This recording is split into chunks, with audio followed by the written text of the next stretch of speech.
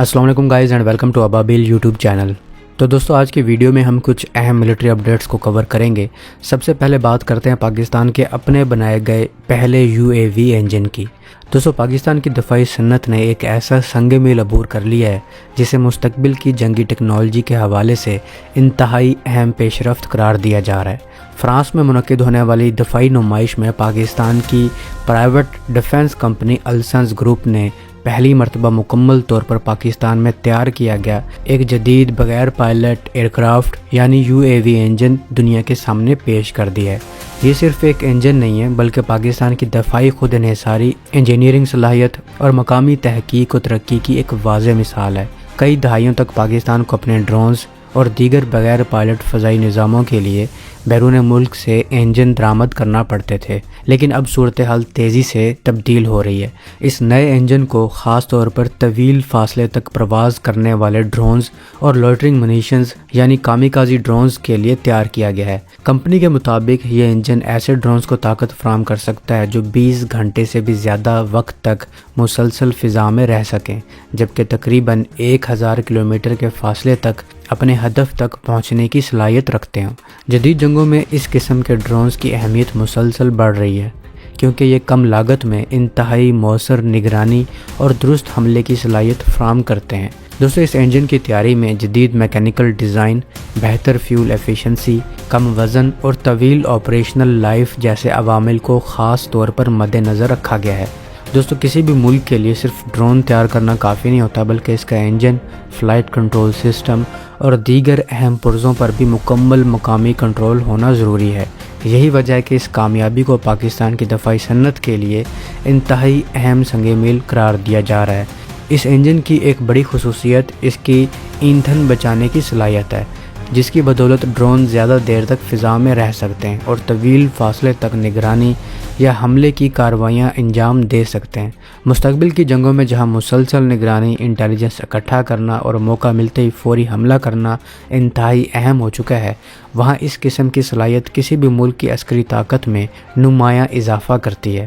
ماہرین کا کہنا ہے کہ اگر اس انجن کو بڑے پیمانے پر پیداوار میں شامل کر لیا جائے تو پاکستان نہ صرف اپنی مسلح افواج کی ضروریت مقامی طور پر پوری کر سکے گا بلکہ مستقبل میں دفاعی برآمدات کے میدان میں بھی نئی راہیں کھل سکتی ہیں۔ دنیا کے کئی ممالک نسبتاً کم قیمت لیکن قابل اعتماد ڈرون ٹیکنالوجی کی تلاش میں ہیں، اور اگر پاکستان مقامی طور پر تیار کردہ انجن اور ڈرون سسٹم پیش کرنے میں کامیاب ہو جاتا ہے تو یہ بین الاقوامی مارکیٹ میں بھی اپنی جگہ بنا سکتا ہے۔ السنز گروپ نے اس منصوبے کے ذریعے یہ ثابت کیا ہے کہ پاکستان کی پرائیویٹ ڈیفنس سیکٹر اب صرف پرزہ جات تیار کرنے تک محدود نہیں رہا بلکہ پیچیدہ ایروسپیس انجینئرنگ اور پروپلشن ٹیکنالوجی جیسے شعبوں میں بھی اپنی صلاحیت کا مظاہرہ کر رہا ہے۔ دنیا بھر میں جدید ڈرون پروگراموں کی کامیابی کا انحصار ان کے انجنز کی کارکردگی پر ہوتا ہے، کیونکہ یہی انجن ڈرون کی رفتار، برداشت، بلندی اور مجموعی مشن کی کامیابی کا تعین کرتے ہیں۔ اگر یہ منصوبہ اپنی اگلی آزمائشی اور پیداواری مراحل بھی کامیابی سے مکمل کر لیتا ہے تو آنے والے برسوں میں پاکستان مکمل طور پر مقامی انجن سے لیس نگرانی کرنے والے ڈرونز، لوٹرنگ منیشنز اور دیگر جدید بغیر پائلٹ فضائی پلیٹ فارمز تیار کرنے والے محدود ممالک کی فہرست میں شامل ہو سکتا ہے۔ دوستو بنگلہ دیش نے چین سے J-10CE فائٹر جیٹس کی خریداری کا فیصلہ کیا ہے جو بھارت کے لیے بڑی تشویش کا باعث بن رہا ہے۔ یہ معاہدہ تقریباً $2.2 بلین کا ہے جس میں 20 طیارے، تربیت، لاجسٹکس اور لانگ ٹرم سپورٹ شامل ہے۔ J-10CE ایک 4.5 جنریشن کا جدید فائٹر جیٹ ہے جس میں ایسا ریڈار، جدید ڈیٹا لنک، لمبی رینج کے میزائلوں کی انٹیگریشن اور نیٹ ورک سینٹرک وارفیئر کی صلاحیتیں موجود ہیں۔ پاکستان کی فضائیہ نے مئی 2025 کے انڈیا پاکستان لڑائی میں J-10C کا استعمال کیا تھا، جس کی وجہ سے اس طیارے کی ساکھ مزید بڑھ گئی ہے، اور بھارت بنگلہ دیش کے اس فیصلے کو چین کی اسٹریٹجک گھیرا بندی کا حصہ سمجھ رہا ہے۔ بنگلہ دیش کی جغرافی پوزیشن سلیگوری کوریڈور یا چکن نیک کے قریب ہے، جو بھارت کے مشرقی حصے کو جوڑنے والا تنگ راستہ ہے۔ اگر وہاں چینی طیارے تعینات ہوں تو بھارت کی دفاعی منصوبہ بندی پر بڑا اثر پڑے گا۔ بھارت کے chief of defence staff general Anil Chauhan نے 2025 میں یہ خبردار کر دیا تھا کہ چین، پاکستان اور بنگلہ دیش کے درمیان مفادات کا یہ اجتماع علاقائی سلامتی کا حساب بدل سکتا ہے۔ چین بنگلہ دیش کو 70% سے زیادہ فوجی ساز و سامان فراہم کرتا ہے، بشمول آبدوز، ٹینک، میزائل اور دیگر کئی۔ J-10C کی خریداری اس انحصار کو مزید گہرا کر دے گی۔ چین کے لیے بنگلہ دیش جغرافیائی طور پر اہم ہے کیونکہ یہ بھارت کے مشرقی حصے کے قریب ہے اور بنگال کی خلیج کے اہم سمندری راستوں پر واقع ہے۔ بھارت اب اپنے مشرقی سیکٹر میں مزید طیارے تعینات کرنے، فضائی نگرانی بڑھانے اور انٹیگریٹڈ ایئر ڈیفنس سسٹم مضبوط کرنے پر غور کر رہا ہے۔ دوستو، چین نے حال ہی میں اپنے بھاری ٹلٹ روٹر ڈرون R6000 کے مکمل آزاد پرواز ٹیسٹ مکمل کیے ہیں۔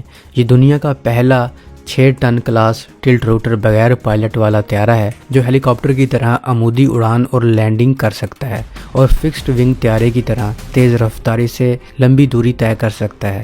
R6000 کی پرواز کی آزمائش سچوان کے ٹیسٹ سائٹ پر ہوئی، جہاں اس نے بغیر کیبل کے ہوور، آگے کی پرواز اور موڈ کی تبدیلی کے اہم مراحل کامیابی سے مکمل کیے ہیں۔ اس کی کروزنگ سپیڈ 550 کلومیٹر فی گھنٹہ ہے اور اس کی آپریشنل رینج 4000 کلومیٹر ہے اور پے لوڈ کیپیسٹی تقریباً 2 ٹن ہے اور زیادہ سے زیادہ ٹیک آف ویٹ 6.1 ٹن ہے، جو اسے اس کلاس کا سب سے بڑا ڈرون بناتا ہے۔ یہ drone United Aircraft Group نے تیار کیا ہے جس کا دارالحکومت شینزن میں ہے۔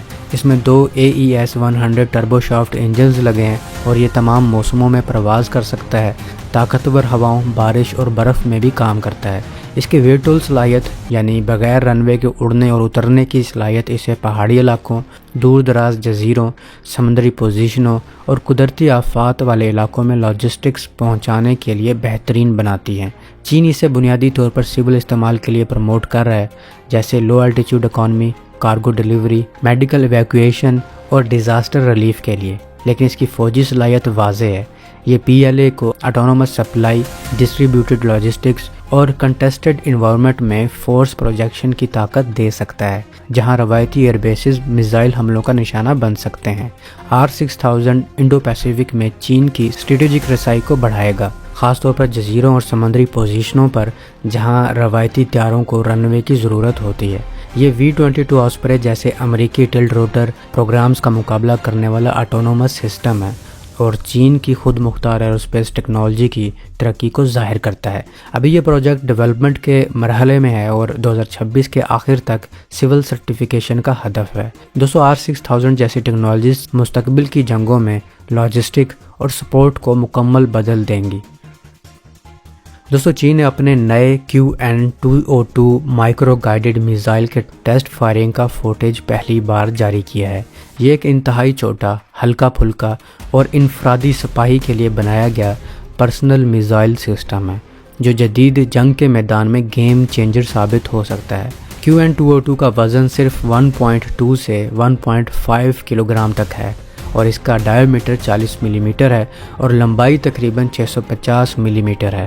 یہ فائر اینڈ فارگیٹ ٹیکنالوجی کے ساتھ کام کرتا ہے، یعنی انفراریڈ یا امیجنگ سیکر کے ذریعے ٹارگٹ لاک کر کے فائر کرنے کے بعد فوری طور پر کور لے سکتے ہیں۔ چین نے بغیر وار ہیڈ کے استعمال کرتے ہوئے مختلف ٹیسٹ کیے ہیں۔ ٹارگٹس میں گاڑیاں، لائٹ آرمر وہیکلز، اسٹیشنری اور موویبل ٹارگٹس دونوں قسم کے اہداف شامل تھے۔ فائرنگ کی دوری 200، 400، 600، 1000، 2000 اور 2500 میٹر تک کی گئی۔ خاص طور پر انتہائی درجہ حرارت والے حالات میں بھی ان ٹیسٹ کو کامیابی سے مکمل کیا گیا۔ یہ سسٹم ایک شخص آسانی سے اٹھا کر لے جا سکتا ہے۔ ایک آپریٹر 6 میزائل تک بیک پیک میں اٹھا سکتا ہے۔ اس کا کل وزن لانچر سمیت 3.5 سے 5 کلو گرام کے قریب ہے۔ یہ light armoured vehicles, infantry fighting گاڑیوں، اسکواڈز اور شہری یا پہاڑی علاقوں میں چھوٹے اہداف کو نشانہ بنانے کے لیے بہترین ہے، اور یہ 80 ملی میٹر تک کے آرمر کو پینیٹریٹ کر سکتا ہے اور اس کا ہٹ ریٹ 80% سے زیادہ ہے۔ QN202 کو ووہان گلوبل سینسر ٹیکنالوجی نے تیار کیا ہے اور یہ مین پیڈز کی طرح استعمال ہو سکتا ہے، لیکن بنیادی طور پر اینٹی ٹینک، اینٹی پرسنل اور لائٹ ٹارگٹس کے لیے ڈیزائن کیا گیا ہے۔ اس کی چھوٹی سائز اور آسانی سے لے جانے کی صلاحیت اسے جدید انفینٹری کے لیے بہت خطرناک بناتی ہے۔ دوستو، یہ ٹیکنالوجی چین کی انفرادی سپاہی کی فائر پاور کو بہت بڑھا دے گی۔ تو اب تک کے لیے اتنا ہی، امید آپ کو یہ اپڈیٹس پسند آئی ہوں گی۔ ملتا ہوں نئی ویڈیو میں، تب تک کے لیے اپنے ہوسٹ بلال کو اجازت دیجیے۔ اللہ حافظ۔